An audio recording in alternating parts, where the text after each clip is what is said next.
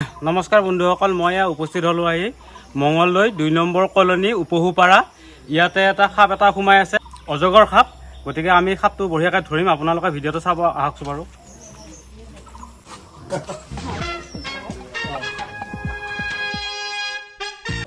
সাপটো কেতিয়া দেখা পালে বাৰু? সাপ ৰাতিপুৱা ৫টামান বজাত দেখা পাইছে। 4টা বজাতে হেৰি চৰাই বান্ধা যায়। চৰাই বান্ধা যাওঁতে চৰাই 4টা খাইছে।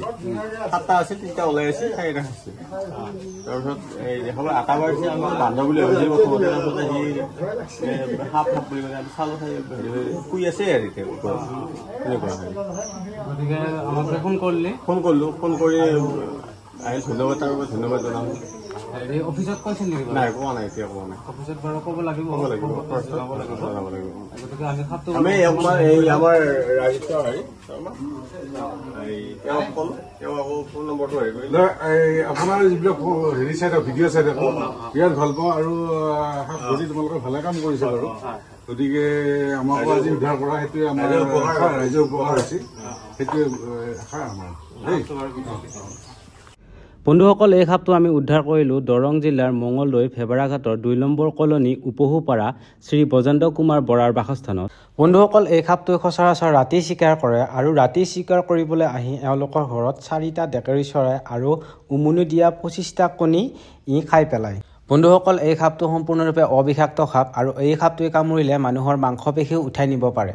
বন্ধুসকল, এই সাপটোৰ নাম আমাৰ গাঁৱলীয়া মানুহে জলপেহা বুলি কয়, আৰু তাতকৈ যদি অকণমান কিবা কাৰণত ডাঙৰ হয় তেতিয়া ইয়াক অজগৰ বুলি কয়, আৰু তাতকৈ যদি বেছি ডাঙৰ হয় তেতিয়াহ'লে পাইথন বুলি কয়। বন্ধুসকল, এই সাপটোৰ নাম বাৰ্মিজ পাইথন আৰু ইয়াৰ বিভিন্ন প্ৰজাতি আছে আৰু বিভিন্ন প্ৰজাতি হিচাপে নামো বেলেগ বেলেগ আছে।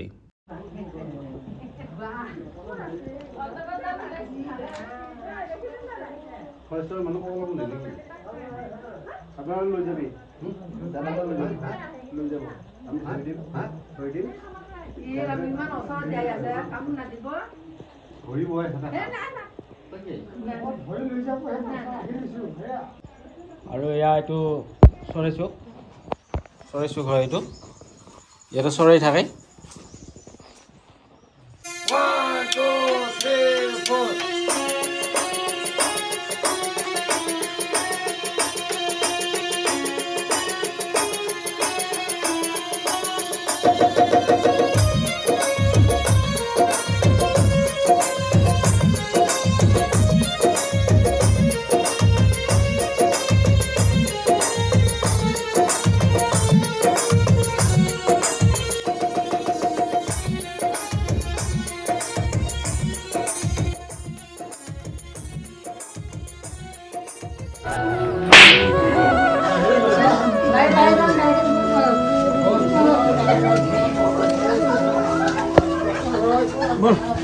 বাবা, কি ওজন পাইছে? খাইছি নহয়?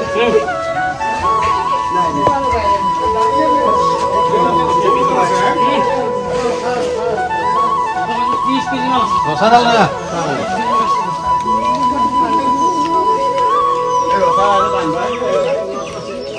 30 কেজি মান আছে। কথা মাছটো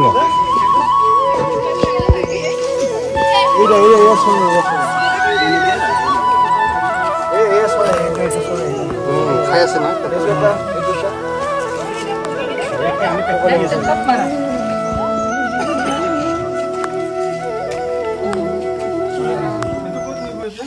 এইটো যাই ফৰেষ্ট অফিচত জমা দিম।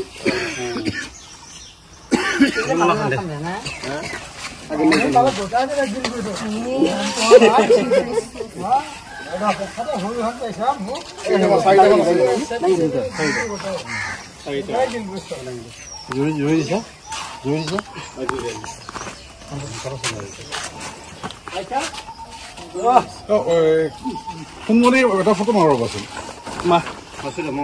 তাৰমানে তোমাৰ হেৰিটোৱে অলপ ৰাইজক দেখুৱাই দিব লাগে।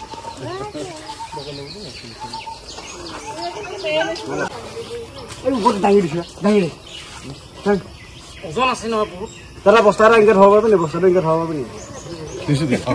একো নহয়, একো নহয়, মাছত ধৰি আছো নহয়।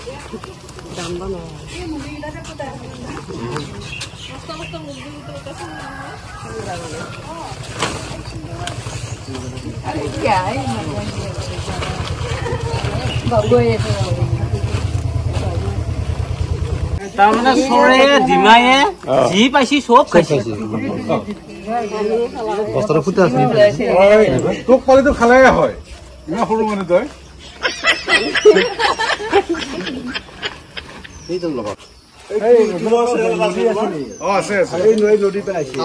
জিম কৰা লাগিলে ৰাতিপুৱাই পুৱাই জিম কৰা লাগে যি ওজন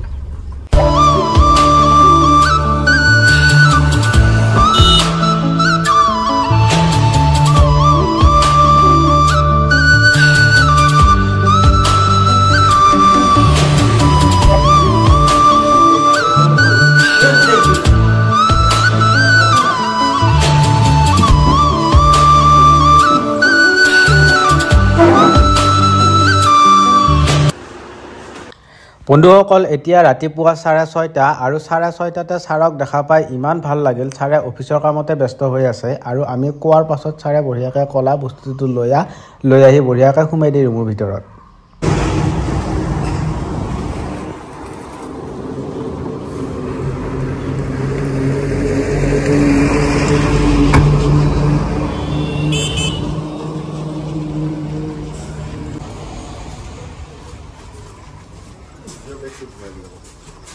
ডাইৰেক্ট বুকিং কৰে দিন নমস্কাৰ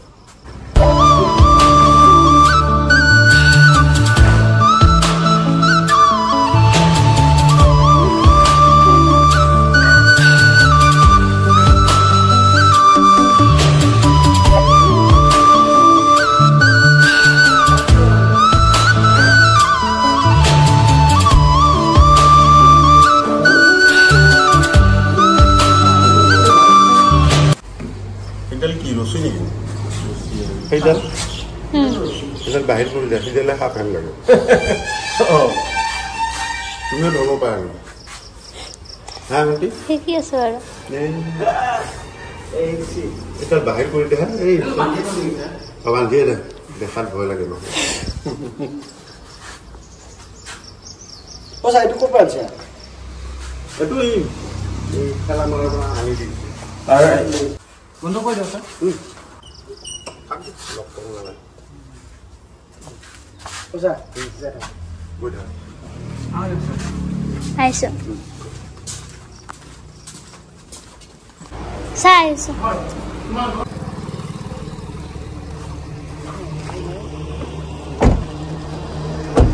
এতিয়া আমি বঢ়িয়াকৈ সাপডাল ফৰেষ্ট অফিচত জমা দিলো আপোনালোকে যিমান পাৰে ভিডিঅ'টো শ্বেয়াৰ কৰক আৰু মানুহক সজাগ হ'বলৈ অনুৰোধ জনালো